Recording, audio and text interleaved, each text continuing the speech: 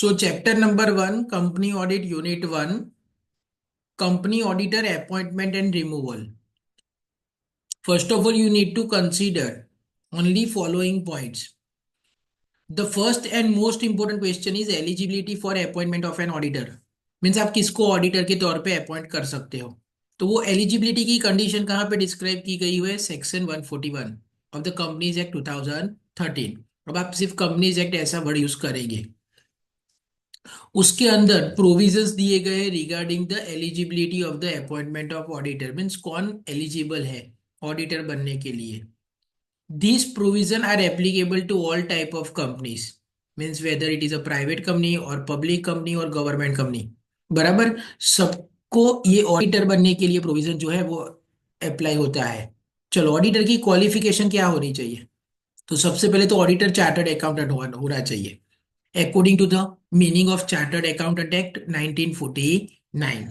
But वो chartered accountant के पास क्या होना चाहिए, तो उसके पास क्या होना चाहिए, सर्टिफिकेट ऑफ प्रैक्टिस। क्या होना चाहिए, सर्टिफिकेट ऑफ प्रैक्टिस। तो दो चीज, एक वो चार्टर्ड अकाउंटेंट होना चाहिए और दूसरा hold the certificate of practice. बराबर, तो ही वो एज एन ऑडिटर अपॉइंट हो सकता है। अब इंडिविजुअल की बात जाने दो, फर्म को आप कब चार्टर्ड अकाउंटेंट के तौर पे अपॉइंट कर सकते हो। तो फर्म के लिए कंडीशन क्या है, उसके सभी पार्टनर क्या होने चाहिए, practising in India as a chartered accountant. Mean CA भी होने चाहिए और प्रैक्टिस करते हुए भी होने चाहिए। तो अगर कोई पार्टनरशिप फर्म जो सीए की फर्म है उसको आप ऑडिटर के तौर पे अपॉइंट करना चाहते हो, तो उसके सभी पार्टनर चार्टर्ड अकाउंटेंट होने चाहिए और उनके पास सर्टिफिकेट ऑफ प्रैक्टिस होना चाहिए। तब आप उस फर्म को as an auditor of a company appoint कर सकते हो। उसके बाद लिमिटेड लायबिलिटी पार्टनरशिप को कब अपॉइंट कर सकते हो, तो LLP limited liability partnership firm can be appointed as auditor of the company. But audit कौन कर पाएगा, तो जो चार्टर्ड अकाउंटेंट है, प्रैक्टिसिंग चार्टर्ड अकाउंटेंट पार्टनर, उसके पास ही राइट क्या है, sign on behalf of the firm. तो ऑडिट का काम तो उसमें से एलएलपी में से सिर्फ प्रैक्टिसिंग चार्टर्ड अकाउंटेंट ही कर सकता है। उसके बाद है डिस्क्वालिफिकेशन ऑफ ऑडिटर। अब यहाँ पे थोड़ा दिखने में दिक्कत हो सकती है, बट मटेरियल में देख लेना कौन कौन से ऑडिटर, कब ऑडिटर डिस्क्वालीफाई हो जाएगा। तो उसके लिए सेक्शन क्या है, 141। उसके अंदर डिस्क्राइब किया है कि कब ऑडिटर किसी भी कंपनी का ऑडिट नहीं कर सकता। तो the objective of section 141 is to ensure independence of the auditor. Means auditor अपना काम इंडिपेंडेंटली कर सके, इसीलिए ये डिस्क्वालिफिकेशन रखी है। Accordingly none of the following person shall be qualified as appointment of auditor. कौन कौन से पर्सन को आप ऑडिटर के तौर पे अपॉइंट नहीं कर सकते। एक तो कोई भी कॉर्पोरेट बॉडी, बिकॉज ऑडिटर के तौर पे अपॉइंट करने के लिए हमारे पास क्या ऑप्शन है, इंडिविजुअल, फर्म और LLP. LLP means limited liability partnership, वो एक कॉर्पोरेट बॉडी है, इसलिए यहाँ पे लिखा अदर देन एलएलपी। इसके अलावा आप किसी को भी ऑडिटर के तौर पे नहीं रख सकते। उसके बाद कंपनी का कोई ऑफिसर या एम्प्लॉय, बिकॉज अगर वो एम्प्लॉय है तो कंपनी के बर्डन में काम करेगा, इसलिए उसको ऑडिटर नहीं बना सकते।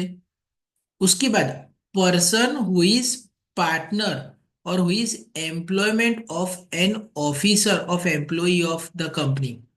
जो बंदा कंपनी का पार्टनर है या किसका पार्टनर है, who is employment of officer of employ of the company, company के किसी ऑफिसर का एम्प्लॉय है, उसको आप ऑडिटर नहीं अपॉइंट कर सकते। इन शॉर्ट, अगर कोई बंदा कहीं पे भी जॉब करता है तो वो जॉब कर रहा है, इसलिए वो कहीं ना कहीं पे एम्प्लॉयमेंट में है, तो वो प्रैक्टिस नहीं कर सकता। तो अगर किसी भी कंपनी का एम्प्लॉय हो तो वो ऑडिटर नहीं बन सकता।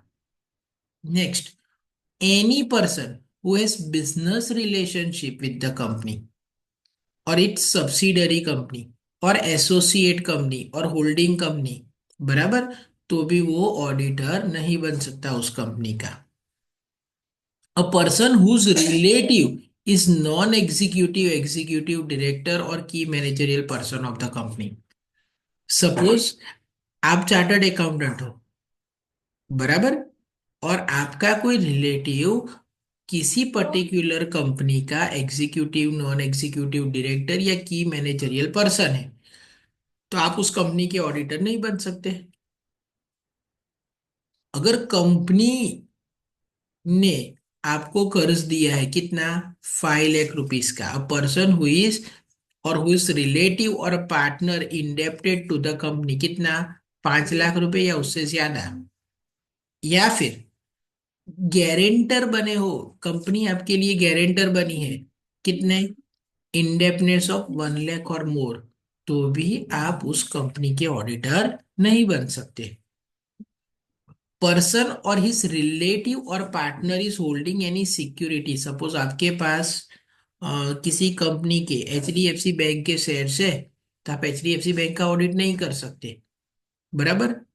आपके क्लोज रिलेटिव मीन्स वाइफ के पास, बेटे के पास अगर किसी पर्टिकुलर कंपनी के शेयर्स या डिबेंचर्स है, तो आप उस कंपनी का ऑडिट नहीं कर सकते। A person who has been convicted by court means court ने उसको गुनहगार मान लिया है, इन्वॉल्विंग फ्रॉड, फ्रॉड के लिए, तो जब से फ्रॉड हुआ है तब से लेके 10 साल तक, अभी तक उसको गुनहगार साबित होने से 10 साल तक अगर नहीं खत्म हुए, तब तक वो किसी भी कंपनी का ऑडिटर नहीं बन सकता। मीन्स एक बार अगर कोई फ्रॉड में गुनहगार साबित हो जाता है तो 10 साल तक वो प्रैक्टिस नहीं कर सकता। अ person who is in full time employment elsewhere, तो अगर कोई बंदा कहीं पे भी जॉब करता है तो वो कंपनी का ऑडिटर नहीं बन पाएगा। Any person whose appointment will result in the person being the auditor of more than 20 companies, ये लिमिट है। कोई भी बंदा मैक्सिमम कितनी कंपनी का ऑडिट कर सकता है, 20 कंपनीज का। तो अगर वो बंदा 20 कंपनीज का ऑडिट ले चुका है तो नेक्स्ट कंपनी का वो ऑडिटर नहीं बन सकता। Any person whose subsidiary or associate or any other form of entity is engaged in providing non audit service, non audit service में क्या क्या आएगा, टैक्स की सर्विस आ जाएगी, अकाउंटिंग सर्विस आ जाएगी, एडवाइजरी सर्विस आ जाएगी।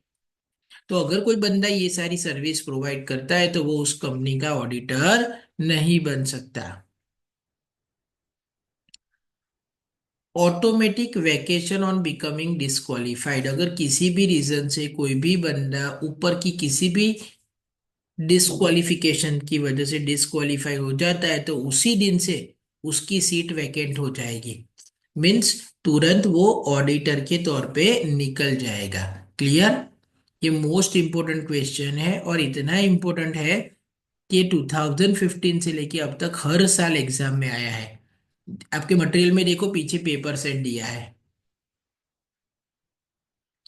चलो, मई 2020 में डिस्क्वालिफिकेशन ऑफ स्टेच्यूटरी ऑडिटर हमने अभी पढ़ा।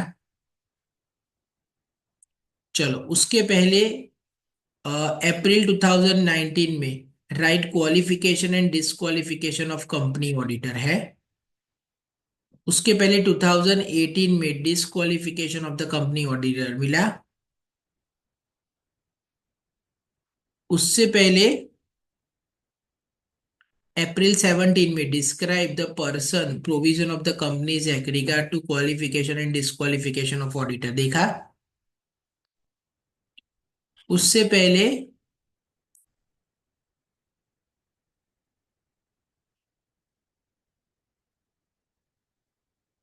ये रहा, explain the eligibility of appointment of auditor of a company stating the qualification disqualification of auditor, means हर साल ये क्वेश्चन आया ही है,